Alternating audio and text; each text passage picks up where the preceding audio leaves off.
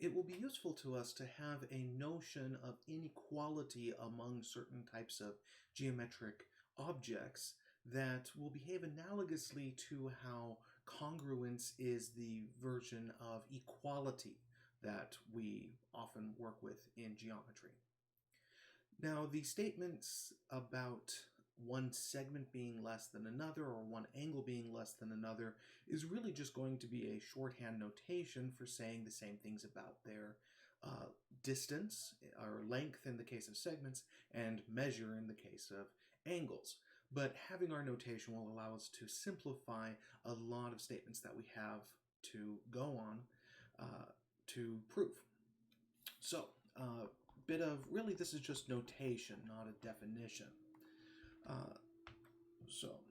We say that the segment AB is less than the segment CD if one of the following hold. I should say one of the following equivalent statements hold. One, we say that the segment AB is less than the segment CD, or we'll often say is smaller than, if the distance from A to B is less than the distance from C to D. Now, notice that this is a statement about numbers, and so we're just using the normal inequality from the real numbers, but we can also express this geometrically. This is also equivalent to saying that there exists an E with E between C and D such that the segment AB is congruent to the segment CE. This is how we might state it if we were trying not to make reference to real numbers as often.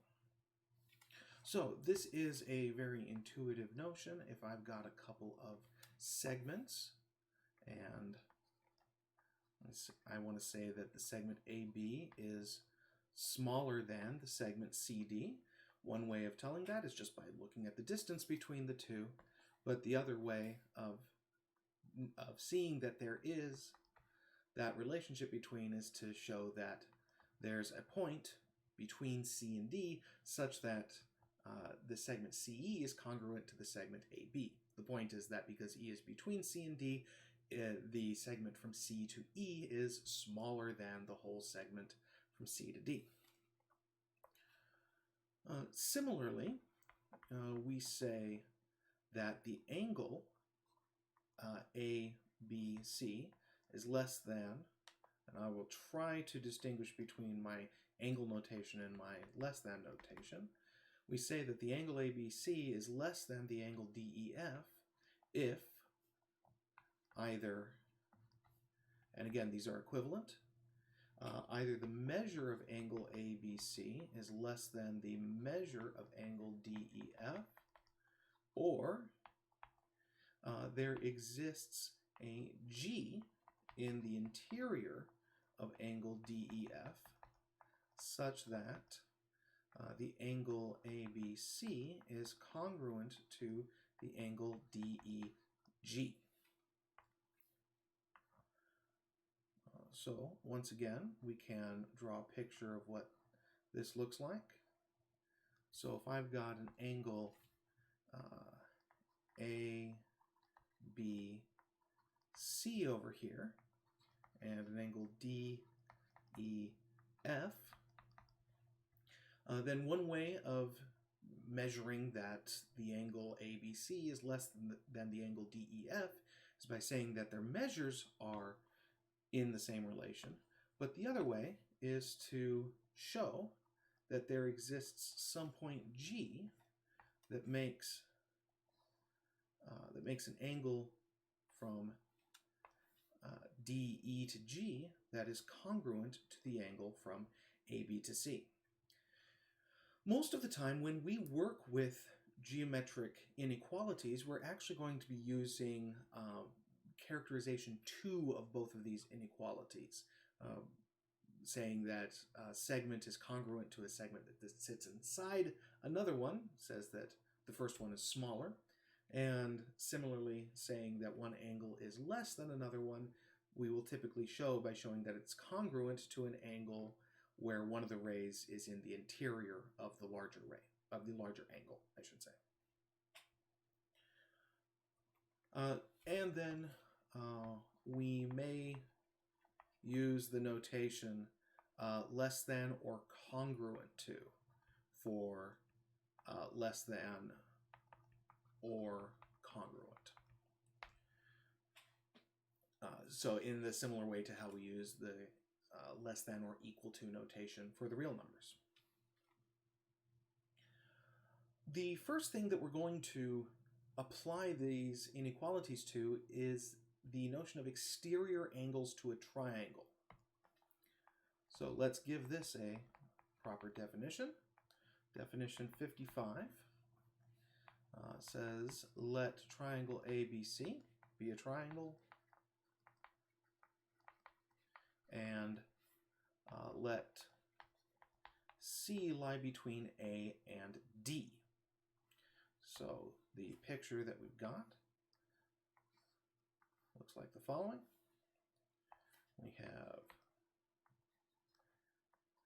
We have the points A, B, C on the vertices of a triangle, and then a point D that lies so that C is between A and D. The angle BCD is an exterior angle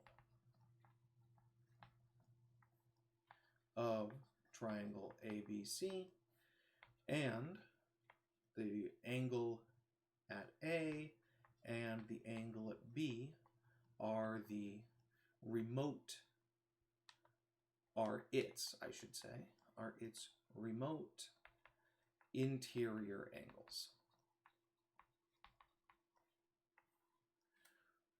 So this angle BCD is the exterior, or is an exterior angle of the triangle ABC. You can see there are actually 6 exterior angles to a triangle, 2 at each vertex. And for a given exterior angle, there are going to be 2 remote interior angles of the triangle.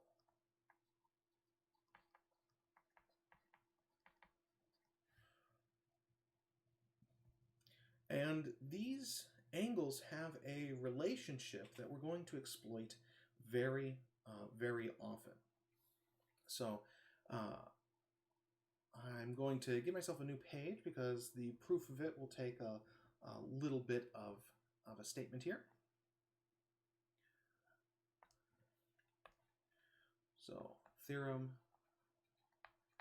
56 is called the Exterior Angle Theorem.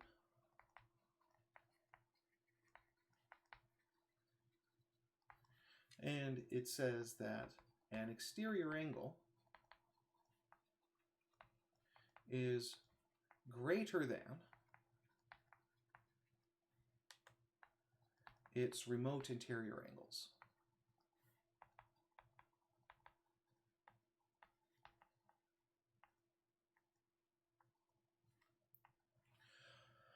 So this is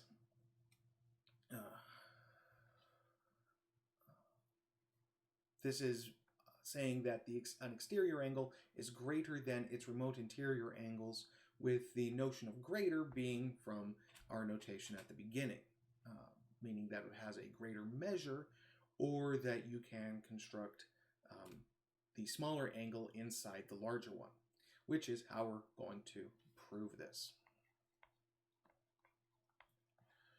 So let's give ourselves a similar picture to what we started with. I'll do it like that. Let's see, before we start writing out the proof, let's see what we can say about this. We want to compare the angle BCD with, let's say, it's going to turn out that we're going to compare it to this remote interior angle. And then we're going to use facts about vertical angles in order to get the angle at A. So what we're going to try and do is construct an angle here in the interior of the angle BCD, which is a copy of the angle at B. This is what we're going to try and build. Now, the difficulty with doing so is making sure, of course, that if you construct this blue angle, that it actually lies within, that the blue ray lies in the interior of angle BCD. In fact, that's exactly what we're trying to prove. And so the angle, the second blue angle being congruent to the angle at B, is in fact the whole content of the proof. It's what we're trying to prove. So we can't assume that we have the angle, this angle here blue. We're going to have to conclude that that angle is, that the two blue angles are congruent somehow. Typically, or very often, the way that we do that is by showing that they're both angles inside a pair of congruent triangles. And it's not obvious how we're going to build a couple of triangles that have these two angles as corresponding angles within it, but it turns out that the thing that we're going to want to do is this. We're going to want to build a line that goes off from A like this. Let me stretch this up here. And we're going to try and show that that the two new triangles we've formed are congruent to one another. Now let me give some names to these points. Let me call this E. Let me call this F. And it suffices to show, after we construct this, and we're going to construct it carefully to make sure that we can prove this, it will suffice to show that triangle AEB is congruent to triangle FEC. Let me actually rewrite this order to make things clearer. ABE is congruent to FCE, and that F is in the interior of angle BCD. If we can show these two things, then this will show that angle ABE is congruent to angle FCE, and since F is in the interior of the angle BCD, that will show that the angle BCD is greater than the angle ABE. So, this is our goal. How are we going to conclude that these two triangles are congruent to one another?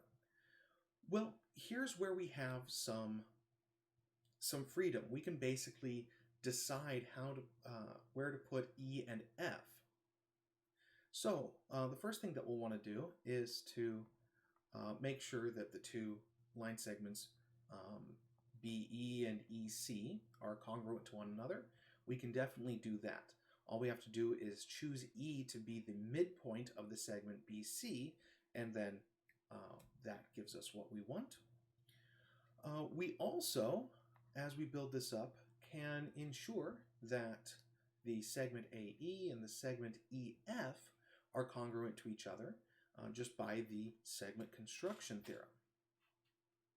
So we can guarantee that those are congruent to each other, but now we need to either show that the segment AB is congruent to CF and use side, side, side, but it's not at all clear how we would get at that, or we need to show that the angle in between the sides marked 1 and 2 are congruent in these two triangles.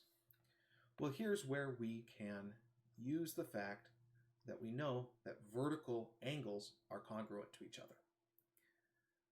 So once we construct E and F properly, we will be able to show that the triangle ABE is congruent to the triangle FCE, by side angle side, which will give us the congruence of the blue angles, which is what we were going for. So there's the idea. Let's write down the proof. So we could say, first of all, notice the theorem doesn't give us any notation here, so all the notation that we did with setting up the triangle and everything we need to specify in the proof. So we need to say let triangle ABC be a triangle and angle and let A to C to D. So we're introducing the point D, and we say that it satisfies the condition ACD.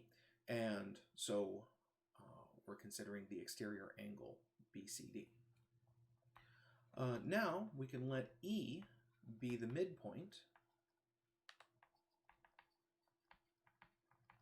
of the segment BC.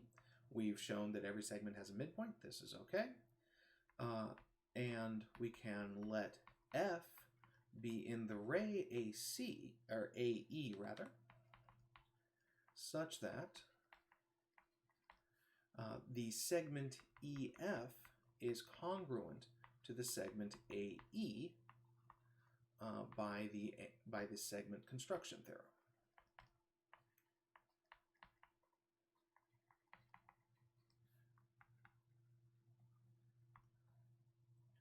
So now we have that since the segment BE is congruent to the segment CE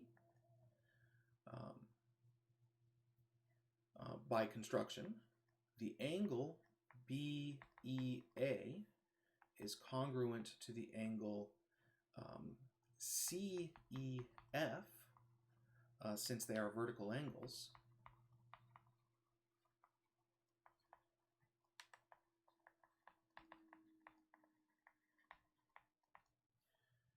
And segment AE is congruent to segment FE. We have that the triangle ABE is congruent to the triangle FCE by side angle side. Now, that gives us the congruence that we need, but we also need to know that F lies in the interior of angle BCD for this to work. Well, we actually proved this as a theorem. By Theorem 29, F is in the interior of angle BCD. Thus, angle BCD is greater than angle ABE. So that gives us the relationship that we're looking for the exterior angle BCD and the remote interior angle at B.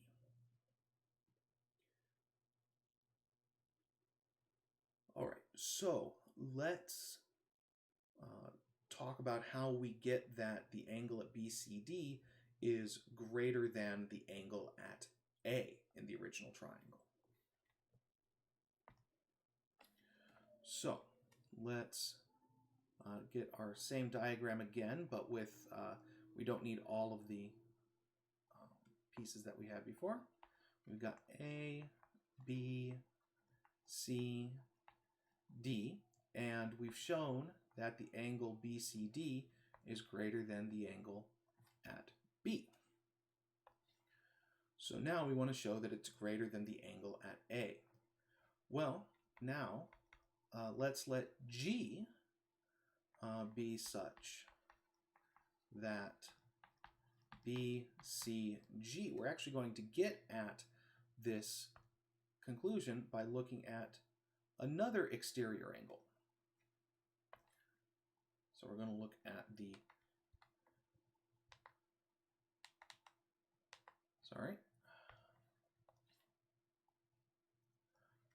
we are going to look at the angle here, the yellow angle. The yellow angle is also an exterior angle of the triangle, but now if we run the same argument through with this angle that we did for the green one, then we get that this yellow angle is greater than the angle at A. So a similar argument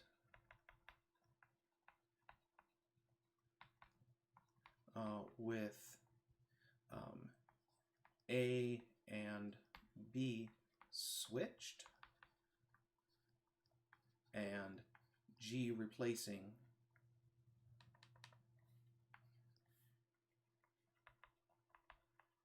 D shows that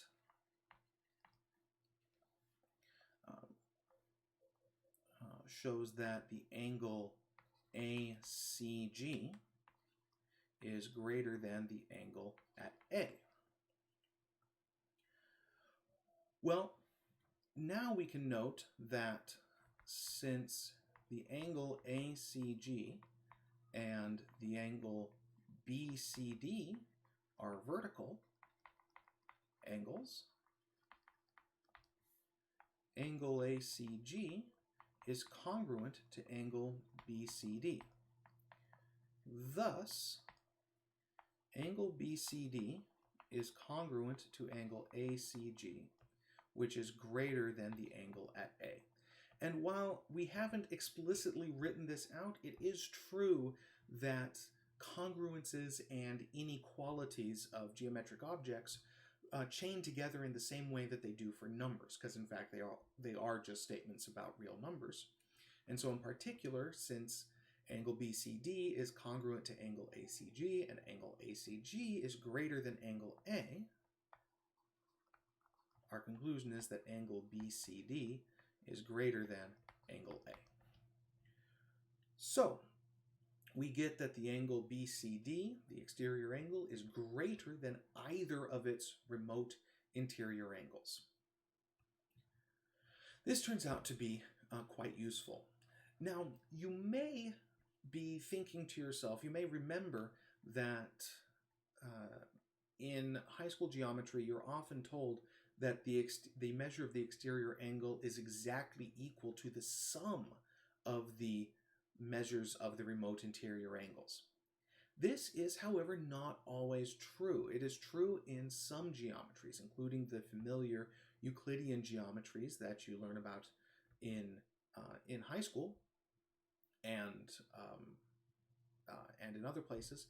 However, there are some geometries where that isn't necessarily the case. We're going to be talking more about this soon. So for now, all we can conclude is that the exterior angles are always greater than any one of the remote interior angles of that triangle. This result on exterior angles has a surprising power. We are going to use it over and over and over again in order to prove all sorts of things about geometric objects that on the face of it don't have anything to do with triangles at all. For instance, let's consider the following. Let's consider corollary 57, which is really the second half or the uniqueness part of a theorem that we've stated before. Corollary 57 says the line passing through a point P and perpendicular to a line not containing P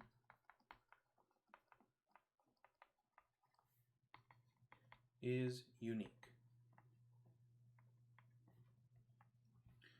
So this is the uniqueness part of the statement we had before, which said that given a line and a point and a plane containing them, there is a unique line that is perpendicular to the first line that passes through the point P. And what this is telling us is that in the case of that theorem where the point P does not lie on the line, that there is a unique line passing through P that is perpendicular.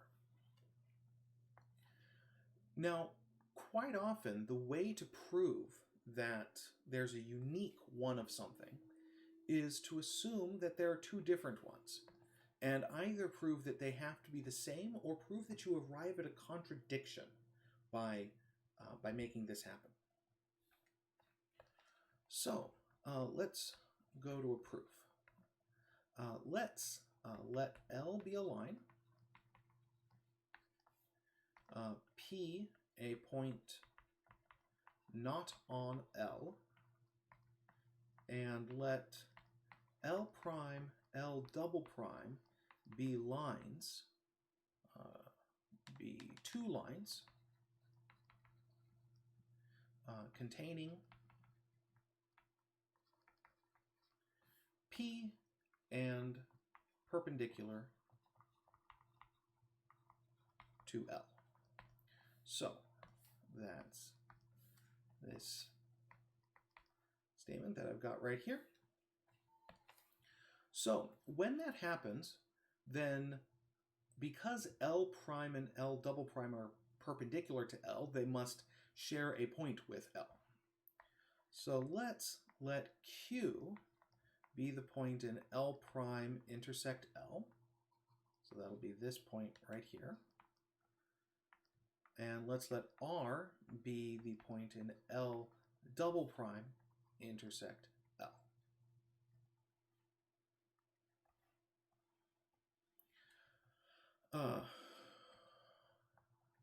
Since L prime is not equal to L double prime, we've assumed that they are two lines, that is two different lines. Since L prime is not contained in L double prime, but both contain P, we have that Q is not equal to R. If L and L prime contained the same point, if Q and R were the same, and they also contain P, then in fact they would be the same line. We've assumed that there are two of them. But now you'll notice that we've created a triangle from P to R to Q. And we can use the exterior angle theorem to show that this situation we've described cannot happen. Now, to do that, let's let T be such that R goes to Q goes to T. So let's give ourselves a T over here. And the only reason we're choosing a T here is so that we can talk about angles. Now we have that the angle PQT is exterior to the triangle PRQ, and so we have that angle PQT has to be greater than either of its remote interior angles. One of its remote interior angles is the angle at R. So this is greater than the angle PRQ. However, this is a contradiction. Our assumption was that L prime and L double prime were both perpendicular to L, which means that any angles formed between them are all right angles. So this is a contradiction.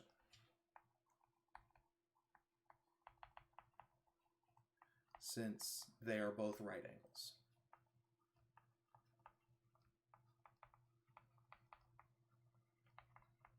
And therefore they are congruent. In particular, neither one is greater than the other. A lot of the problems and theorems we're going to be looking at are going to be able to be solved by essentially sketching out the situation we're trying to prove doesn't happen, and then show that something about what we've drawn has violated the exterior angle theorem.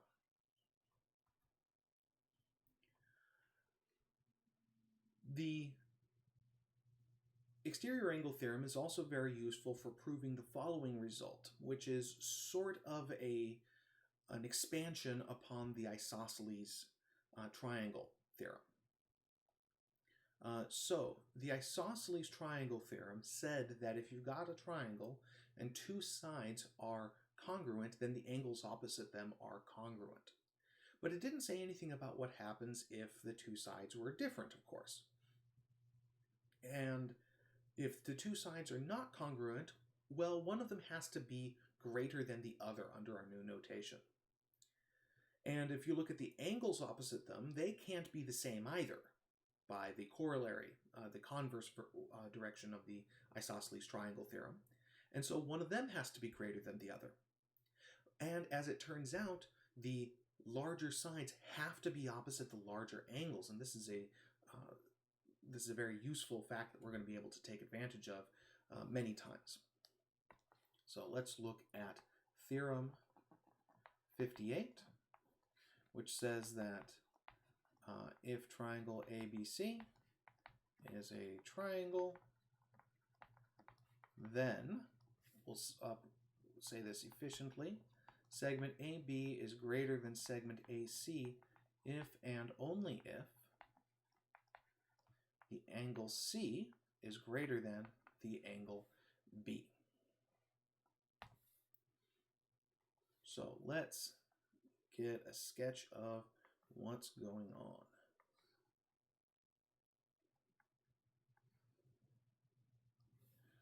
So we've got A, B, C, and we want to talk about what happens when these various angles and segments are greater than each other. So let's go to the proof. We want an if and only if, so we're going to do this in a slight variation from the standard way of doing things. Usually when you prove an if and only if, you assume the first statement, prove the second, then assume the second statement, prove the first. An alternative version is the following. You assume the first statement is true and prove the second. The first part stays the same. But then you prove that if the first statement is false, then the second statement also has to be false. This is basically taking the contrapositive of the right to left direction. So it's completely logically equivalent, but sometimes easier. The first part, as I said, though, goes the same. So let's suppose that the segment AB is greater than the segment AC. What that means is that, several things that it means, but one of the things it is the following. We can let D be in the ray AC such that the segment AD is congruent to the segment AB, which implies that that C will lie between A and D. So we're assuming that the segment AB is greater than the segment AC, which means that we will be able to find another point D over here with the property that the segment AD, I'm going to give that a single tick mark to indicate that it's congruent to the segment AB. Well, now that means that triangle ABD is isosceles. Now triangle ABD is isosceles. And so that means that the angle ABD is congruent to the angle ADB. So we have that the two blue angles are congruent to one another. Now they don't look congruent to one another here because because of the way that I've sketched things out, but remember the sketch isn't the proof anyway. So we're just using it to keep track of our work. Excuse me. So now we want to look at a couple of things. So first of all, the angle ACB is an exterior angle to the triangle BCD. Therefore, the angle ACB, which is the angle that we're looking for in the first place, has to be greater than the angle CDB, which of course is the same as the angle ADB, which itself is congruent to the angle ABD. So we've shown that the angle ACB is greater than the angle ADB, so which is congruent to ABD. So green is greater than blue here. We're not quite done yet. Because we want to show that the green angle is greater than the red angle ABC, and we have that it's greater than the angle ABD. However, we're nearly done here. Since C is in the interior of segment AD, C is in the interior of angle ABD, and so by definition of inequalities of angles, we have that angle ABD is greater than angle ABC. So we have that ACB is greater than CDB, which is equal to ADB, which is congruent to angle ABD, and we have that angle ABD is greater than angle ABC. So that means at the end of the day, angle ACB is greater than angle ABC, which is what we wanted to prove here. So that gives us the forward direction, that if the segment AB is greater than the segment AC, then the angle at C is greater than the angle at B.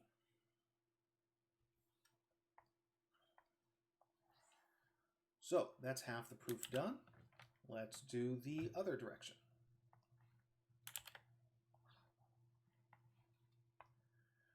So now we're going to prove the other direction, but as I said, instead of assuming that angle C is greater than angle B, which winds up being not nearly as easy to work with, we're going to assume that the segment AB is not greater than the segment AC. So now suppose that the segment AB is not greater than the segment AC. And we're going to try to prove that the angle C is not greater than the angle B. So if the segment AB is not greater than the segment AC,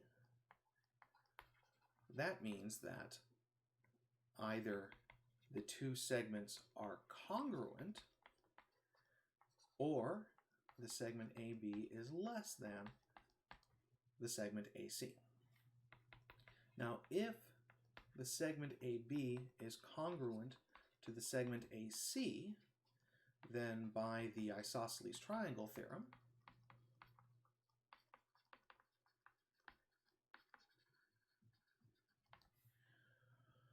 we have that the angle C is congruent to the angle B. On the other hand, if the segment AB is less than the segment AC, then by the first part of the argument, we already proved that if one segment is greater than another in the triangle, then the opposite angles have the same relationship. So that means that if segment AB is less than segment AB, then by the first part, we have that angle C, the angle opposite the segment AB, is less than the angle at B. So that means that in either case, the angle C is not greater than the angle B under this assumption. So that means that if the segment AB is not greater than the segment AC, then the segment C is not greater than the segment B. So we proved that if the segment AB is greater, then the angle C is greater, and we've shown that if the segment AB is not greater, then the angle C is not greater, which two things combined together give us the if and only if statement. So hence, the segment AB is greater than the segment AC if and only if the angle C is greater than the angle B.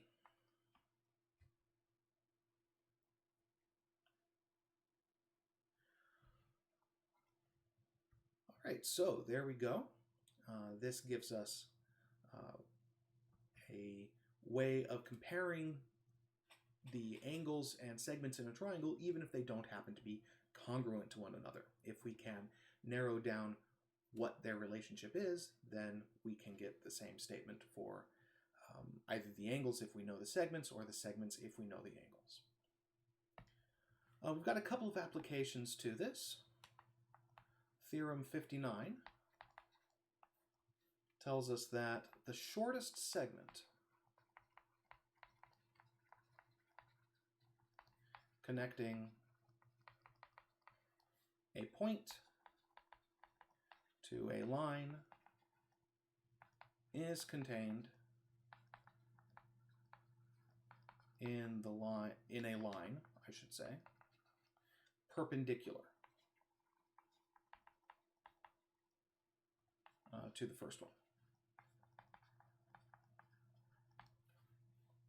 So, in other words, if we've got a line and we've got a point, call that point P, call that L, then among all the different ways there are of drawing a segment from P to L, the shortest one is the one perpendicular to it.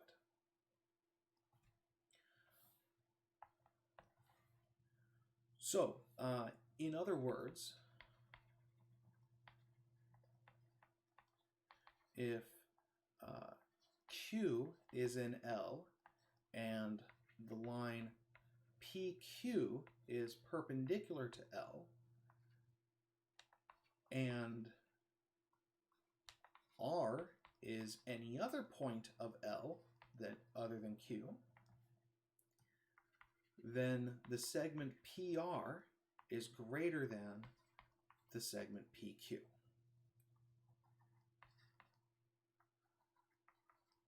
So if we let Q be the point on the line that sits in the line L, which sits in the unique line that contains P and is perpendicular to L, because we just proved that that's unique, then this segment PQ is less than any other segment PR that we can get on the line. Again, we want to use the stuff that we've just had. The actual proof of this is an exercise.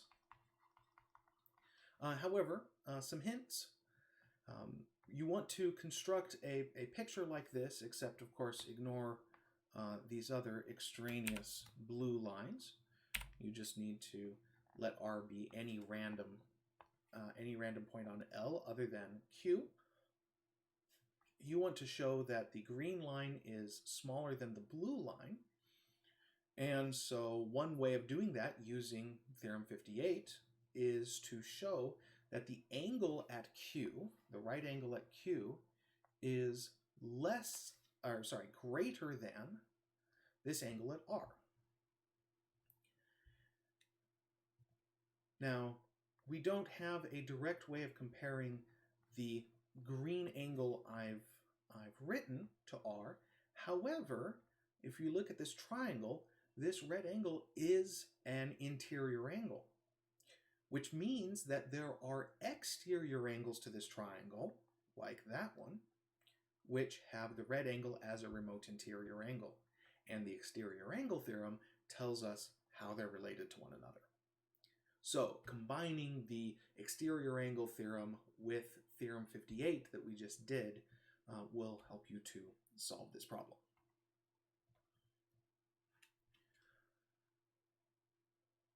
Another theorem related to these inequalities is often called the Triangle Inequality. I prefer the Triangular Inequality because I like to make it slightly more general than it sometimes is. Theorem 60, which I call the Triangular Inequality,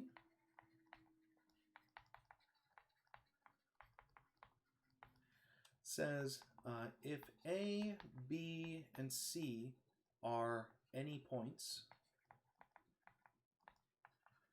then the segment AC is less than or equal to, I'm sorry, not the segment, but the distance from A to C is less than or equal to the distance from A to B plus the distance from B to C.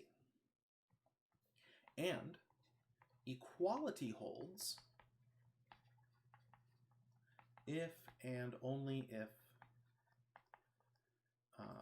B lies between A and C. So the way to think about this, at least in the non-collinear case, is the following. If I've got 3 points A, B, and C, and I look at the distances between all of them, and the figure that I've just drawn shows you why it's called the Triangular Inequality. The intuition is that the shortest distance from A to C is the line that goes directly from A to C. If we take any sort of detour, the only thing that can do is lengthen the distance. So if I go straight from A to C, that distance has to always be less than or equal to the distance that I travel going from A to B and then from B to C. So let's see how we do this.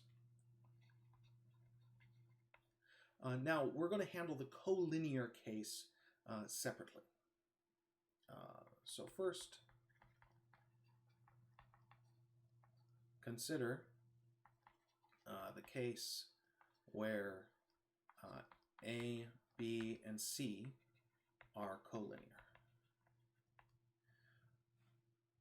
Now, if A, B, and C are collinear, it could be the case that some of A, B, and C are equal to one another. If A equals C, the result is trivial, since AC equals 0, and so 0 is definitely less than or equal to AB plus BC no matter what B is. If A does not equal C, but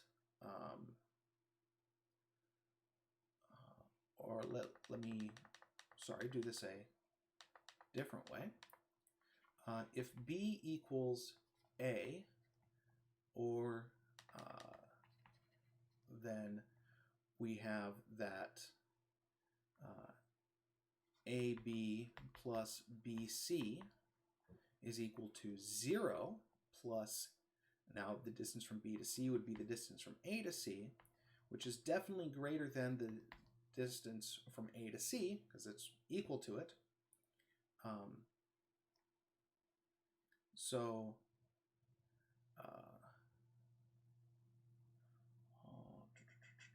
sorry, I realized a slight technicality in the way that I stated this.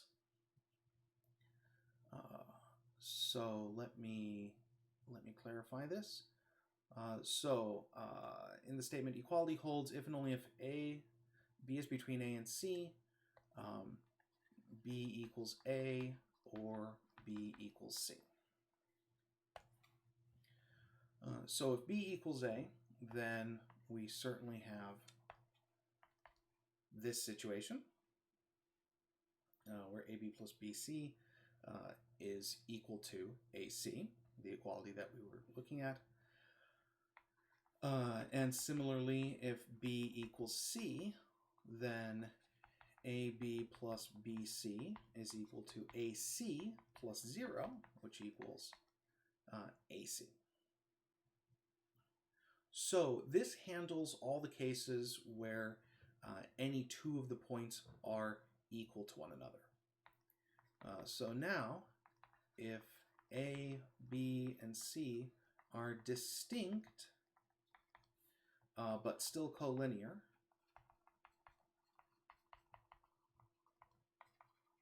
then we have that B lies between A and C if and only if AB plus BC equals AC by definition.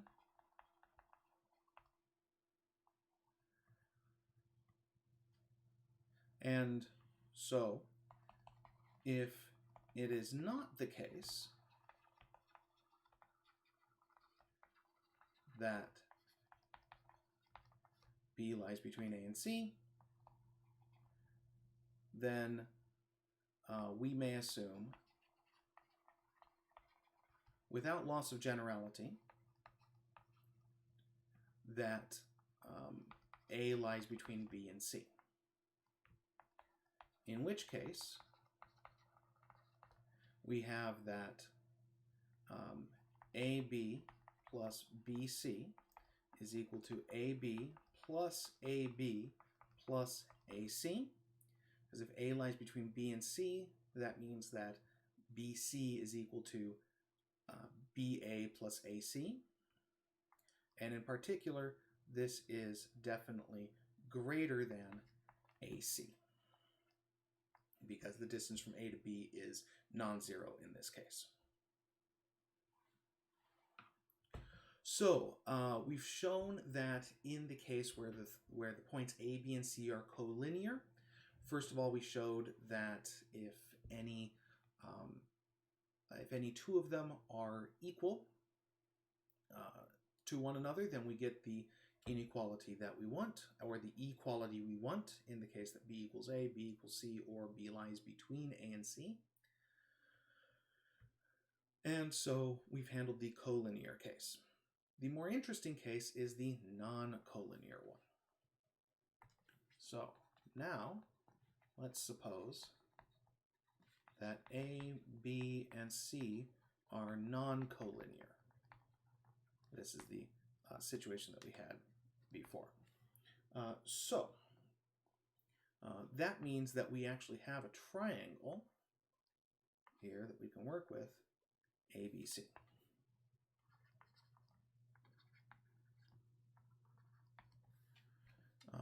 We consider the triangle ABC. Now we want to somehow show that the distance from A to B plus the distance from B to C is greater than the distance from A to C. What we know from our previous theorems is that if we could, that we can compare different sides of a given triangle if we know the comparison between their opposite angles. And so what we're going to do is we're going to build a triangle where one of the sides has a length of AB plus BC, the length on the other side of the inequality we're looking for. So what we're going to do is we're going to build segment up like this.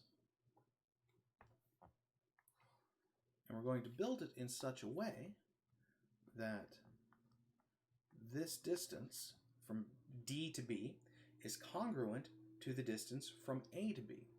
Now what that's going to do is it's going to have that the distance DC is equal to AB plus BC, which is what we're looking for. We want to show that that quantity is greater than AC. So what we want to show is that the angle opposite AB plus BC is greater than the angle opposite AC. So let's do this. So let's let B lie between D and C such that segment DB is congruent to segment AB. Now we've got a couple triangles going on here. So now triangle ABD is isosceles. So that means that angle ADB is congruent to angle BAD. We have that these two angles are congruent to one another. Now, since B is in the segment DC, B is in the interior of angle DAC. Therefore, angle DAC is greater than angle ABD. I'm sorry, not ABD, angle DAB, which is congruent to angle ADB. So we have that the green angle, DAC, is greater than the red angles, in particular ADC. By Theorem 58, we have that the segment DC is greater than the segment AC. And so this means that the number AC is less than the number DC, and by between this, the number DC is equal to the number DB plus BC, and the distance from D to B is the same as the distance from A to B by construction. So we proved in the non-collinear case that the distance from A to C is less than the distance from A to B plus B to C. Once again, we did this by copying part of our figure onto another part to make things helpful to us. A lot of times we are going to be working with figures and wanting to compare things, and a lot of times if you want to compare like sums of distances, it's helpful to arrange all those distances on a single line, to copy them over the way that we copied over the segment AB onto the line BC by putting that point D up there.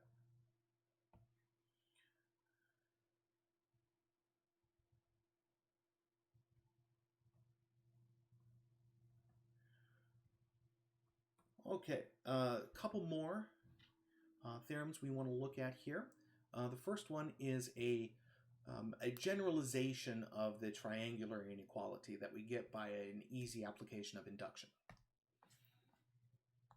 Theorem 61, I call this the Polygonal Inequality.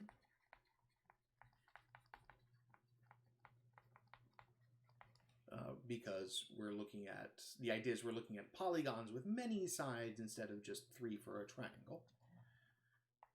So if A1, A2, up through AN our points. Here n has to be at least 2. Then the distance from A1 to AN is less than or equal to the distance from A1 to A2 plus the distance from A2 to A3 plus the distance from A3 to A4, etc., up to the distance from AN minus 1 to AN.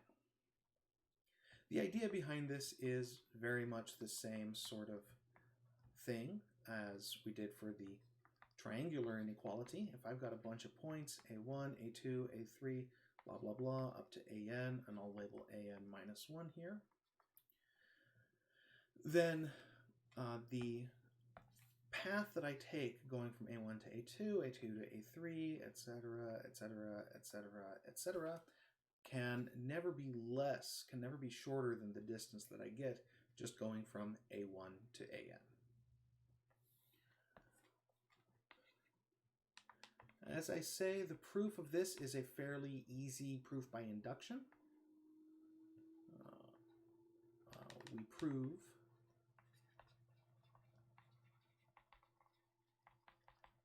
by induction. So our base case, so if n equals 2. So if n equals 2, then the statement becomes A1, A2 is equal to, is less than or equal to just A1, A2, which is true. So the base case is very trivial. So now, suppose we know the result for n, for some n where n is greater than or equal to 2. And we want to prove it for n plus 1. We have that A1, A2 plus A2, A3 plus blah, blah, blah, blah, blah, plus, and now we want to show that the sum of these distances up through AN plus 1 rather, we want to show that this is less than or equal to the distance from A1 to AN plus 1. What we know is that we have the result for n of them. So in particular, we know that all these sums are less than or equal to the distance from A1 to AN by the inductive hypothesis.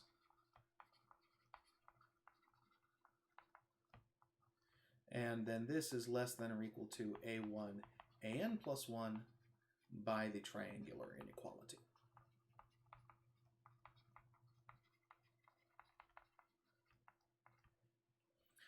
So the polygonal inequality is not unintuitive, and it continues to basically say the same thing that the triangular inequality did, which is that the shortest distance between any two points is basically the segment that directly connects them. All right, so now let's look at a theorem that will take a little bit more work, but winds up being quite important to us. So theorem 62 is called the Hinge Theorem. And the basic idea is that we're looking at a couple of triangles. We're assuming that we've got triangles that look something like this. Let's actually put in the signs. And we'll label A, B, C, D, E, F. And the Hinge theorem is going to be sort of an inequality version of side angle side. We're going to assume that we know that the segment AB and the segment DE are congruent, that the segment AC and the segment DF are congruent. But we're going to assume that the angle at A is greater than the angle at D. Our conclusion is going to be that the distance from B to C is greater than the distance from E to F. The idea behind this proof comes from, or is implied by the name. If I've got a hinge, then the idea is that as I open it, the hinge further and further up, the distance between the two endpoints of the flanges will get bigger as we open it up. And that is what the Hinge theorem is encoding here. So the statement is the following. Given triangle ABC and triangle DEF,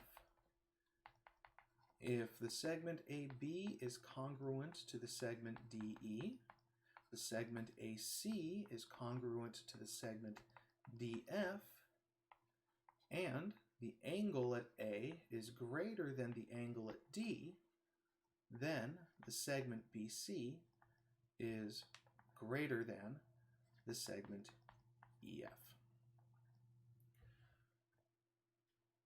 So, as I say, it's sort of an inequality version of side angle side, because we're assuming that we've got a couple of pairs of sides that are congruent, but then the angle in between is not congruent, but has an inequality that we know the direction of. Okay, as normal, we are going to construct a copy of the right of the triangle on the right over here, triangle DEF, over onto the triangle ABC to work with and start comparing things to. So, since the angle A is greater than angle D, there exists a ray AG. Let's see, AG. Yes, array AG with G in the interior of angle A, such that the angle GAC is congruent to the angle FD. Let me keep the point straight, EDF.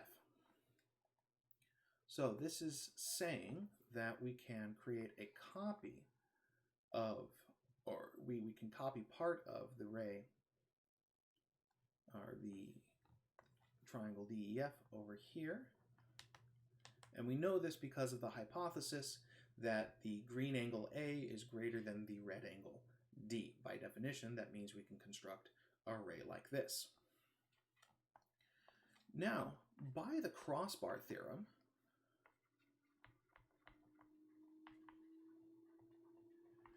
we have that the ray AG intersects the segment BC. Without loss of generality,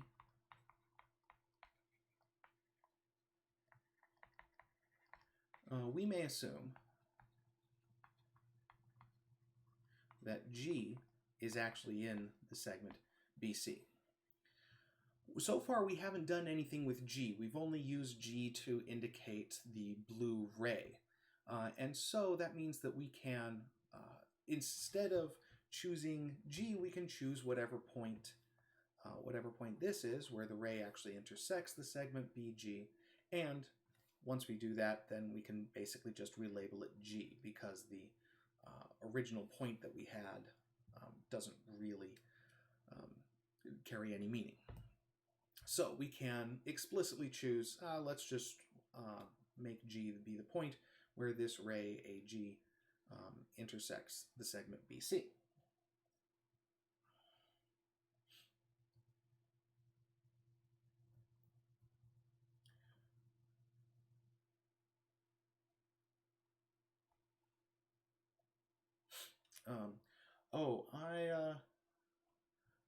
I apologize. I want to make sure to not deviate from the notes in the book too much, and so let me replace all my G's with H's.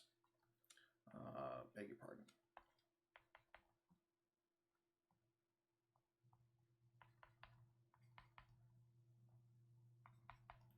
So let's make that point H. Because what I want to do is I want to use G to represent the point on the ray where the segment DE is congruent to the segment AG. So let G be in the ray AH such that the segment AG is congruent to the segment DE.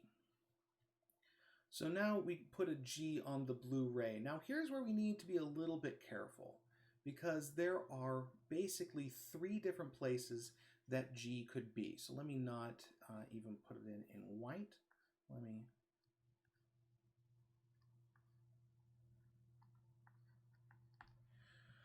G could be in basically one of these 3 cases. We could have that G lies between A and H. We could have that G is actually equal to H, or we could have that G lies on the other side, that H is between A and G.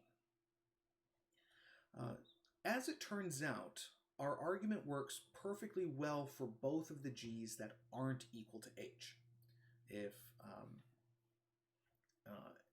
we'll have one argument that works if G is either between A and H or H is between A and G, and then we're going to need to have an argument for what happens if G is actually equal to H. So let's get a new page and look at those arguments.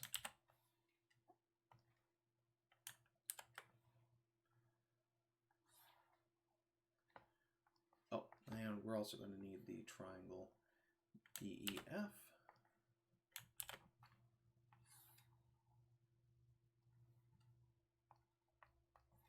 So let's continue. So case 1. Let's suppose that G actually is equal to H.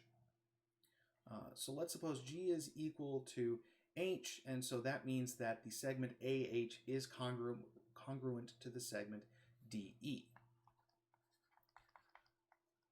So segment AH is congruent to the segment DE.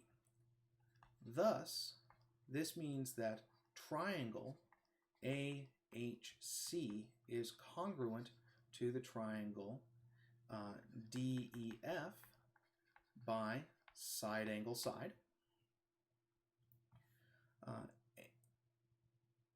And then since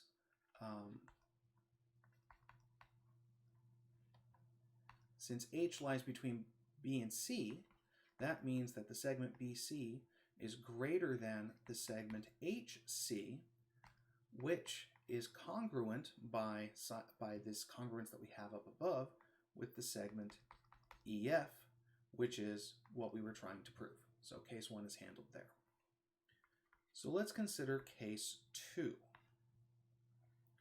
So for this, let me get rid of these. And I'm going to sketch out the proof, assuming that G is sort of on the outer side here, but it's going to turn out that the proof that we write down applies perfectly well even if G is between A and H. So let's just suppose that G is not equal to H.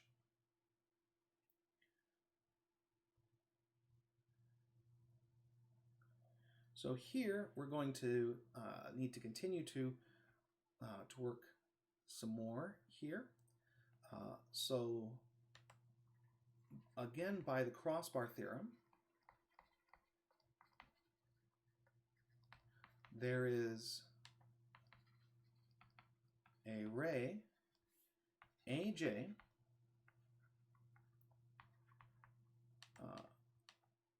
I'm sorry, not there is a ray. By the crossbar theorem, the bisector AJ of angle BAH intersects intersects the segment BH, say at J. Without loss of generality, we can assume that this bisector here intersects the segment BH at J. Now, we've set this up so that J, the ray AJ, is the bisector of the angle BAH.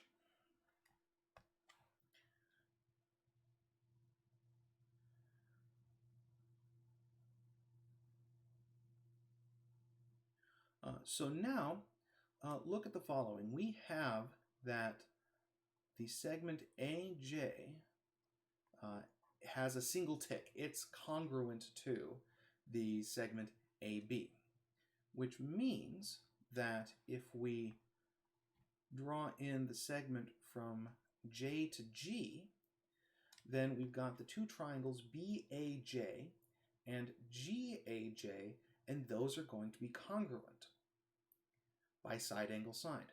The segments BA and GA are congruent to each other by construction, and the segment AJ is congruent to itself, and the angles BAJ and GAJ are congruent because AJ is the bisector of that angle.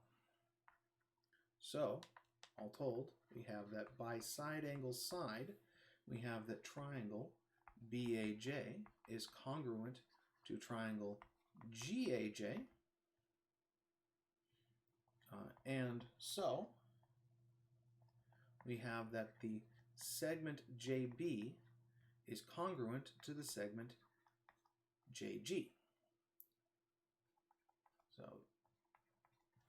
we have that those two segments are congruent because of their corresponding sides in congruent triangles. So now, by the triangular inequality,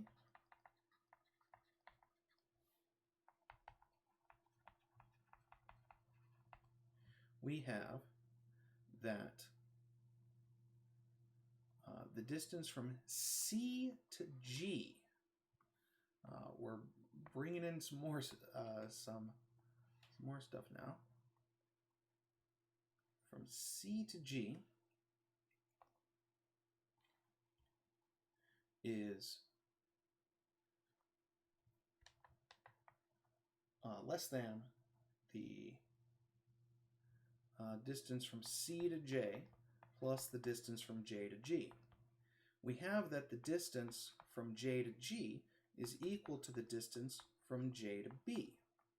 Now, because J lies in the segment BC, J is between B and C, so this is BC. Now, we have that the triangle AGC is congruent to the triangle DEF by side angle side. This is actually the same as we did back in case 1. So that means that the segment CG is congruent to the segment EF. Therefore, segment EF is congruent to the segment CG, which we just showed is less than segment BC. And that finishes it off. This was, so far, our most complex construction, and it's really non-intuitive. It's not the sort of thing that one would easily come up with. Some of the constructions we do are fairly straightforward, fairly natural.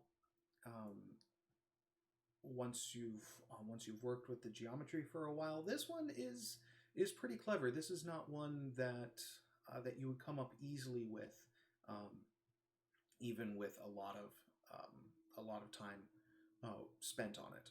So it's good that we have had other people to go before and find the efficient proofs of these very useful theorems.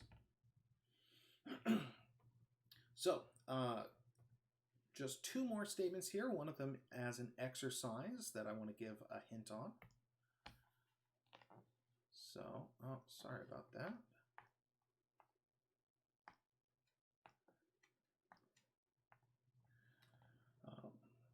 So theorem 63 is our last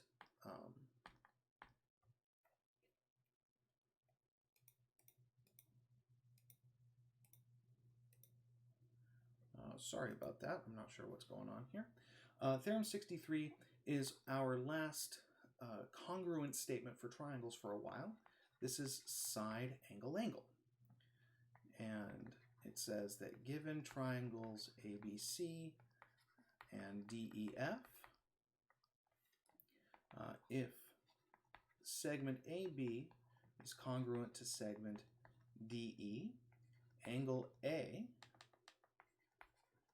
is congruent to angle D, and angle C is congruent to angle F, then triangle ABC is congruent to triangle DEF. The proof is an exercise, but here's something to get you started on it. So we've got a couple of triangles, and let's see, we've got A, B, C, not A, D, E, F. And we're told that AB is congruent to DE. So we have this congruence here. We have that angle A is congruent to angle D. And we have that angle C is congruent to angle F. And we want to show that angle ABC is congruent to, or triangle ABC is congruent to triangle DEF. Now, as normal for these types of problems, you want to use side angle side or side side side or one of the other results at some point. In this case, you probably want to use side angle side because you already know something about angles. So the way to get started on this is to basically copy over the triangle ABC onto the triangle DEF or vice versa. So what you might do is something like, let C prime be in the ray DF such that the segment AC is congruent to the segment DC prime. This is something that we've done before with our other ones. Now, be careful here. There are three possibilities when you do this. We could have that C prime lies between D and F. We could have that C prime equals F, or that C prime is on the other side, that F lies between D and C prime. And technically, you need to handle these cases. Now, what you really want to show is that C prime is equal to F. Because once you've determined that C prime, that AC is congruent to DC prime, you'll be able to conclude that triangle ABC is congruent to triangle DEC prime. So you want to show that C prime is actually equal to F. So one way you can do that is to show that C prime can't be in either of the other two possible locations. So show that if C prime is there, there's a problem, and show that C prime, if C prime is there, there's a problem. And the trick is to look at, is to sketch in DEC prime and then see, well, what happens to this angle when you copy it over to the angle DEC prime. You'll be able to see that this red angle is going to be congruent to some other red angle that we haven't noted yet on the right, which will give you a contradiction if C prime is not equal to F. So that's how to get started on side angle angle. All right, last result for right now.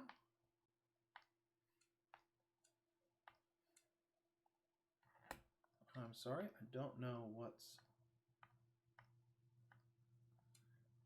causing these problems. Theorem 64 is called the Hypotenuse-Leg Theorem.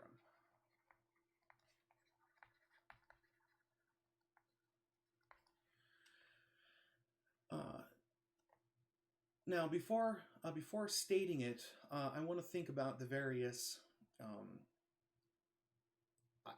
congruence axioms and theorems that we have. We had side angle side, and that was an axiom. And then we proved side side side. So that was a theorem. We proved angle side angle. That was a theorem. We are about to prove side angle angle. That's a theorem, or rather, you are about to in the exercises. And there are two more possible theorems that you could have. You could ask about, what if you have side-side angle? What if you know that two pairs of corresponding sides are congruent and an angle is congruent, but that angle isn't between the two sides? And you could also ask about angle, angle, angle. And neither one of these results are actually theorems. If all you know is that two pairs of sides are congruent and then an angle pair is congruent, if that angle doesn't lie between the two sides, you can't actually conclude that the two triangles are congruent most of the time. Theorem 64 is an exception to this. It's one place where knowing two sides and an angle that doesn't lie between them is enough in order to show that the triangles are congruent. So, Theorem 64 says that given triangle ABC and triangle DEF, if angle A and angle D are right angles,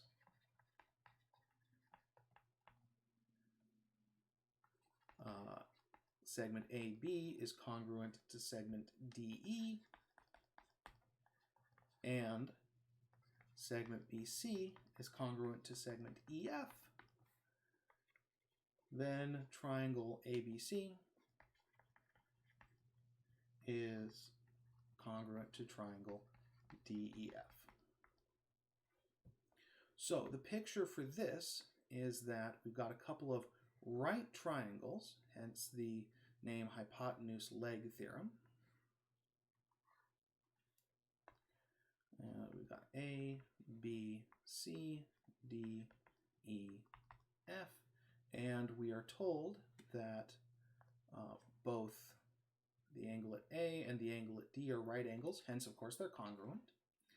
We're told that AB is congruent to DE and AC is congruent to EF. And as I said, this is a side-side angle type of situation, which is normally not good enough, but in this case, we can work with it. In particular, as is common, we're going to copy one of the triangles onto the other. So what we're going to do is we're going to basically copy DEF, or a copy of DEF, onto the other side. Pardon me. We'll put D prime over here.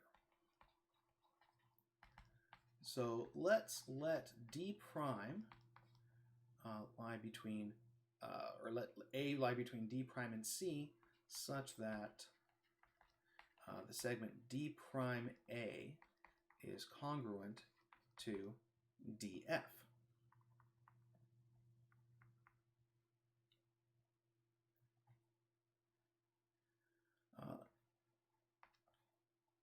Now we have that angle BAD prime is a right angle because it forms a linear pair with a right angle. So in particular, this means that triangle BAD prime is congruent to triangle EDF by side angle side, because they share their congruence on the sides with one mark and with 2 marks. And with 3 marks, and so that means that we've got the segment BD is congruent. So that means that the segment, or BD prime rather, segment BD prime is congruent to segment EF, which itself is congruent by hypothesis to segment BC. So that means that triangle BCD prime is isosceles. Hence, the angle at C is congruent to the angle at D prime, which of course is congruent to the angle at F. Oh, I really should have used F prime instead of D prime. Sorry about that, but it still works. It's just not as elegant as I would like. So we have that all of the red angles are now congruent. The angle at C and the angle at D prime are congruent because they're angles in an isosceles triangle, opposite congruent sides. And the angle at D prime is congruent to the angle at F because the angles BAD prime and EDF are congruent. So now if we compare ABC and DEF, we have 2 angles congruent and more than 1 pair of sides congruent. So by angle, side, triangle ABC is congruent to triangle DEF. So when we have 2 right triangles and their hypotenuses are congruent and one of their legs is congruent, then in fact the 2 triangles are congruent. So this is how we can use geometric inequalities to tell quite a lot of interesting stuff about even congruences. It's very difficult to prove angle, side without using inequalities, the exterior angle theorem, and so forth.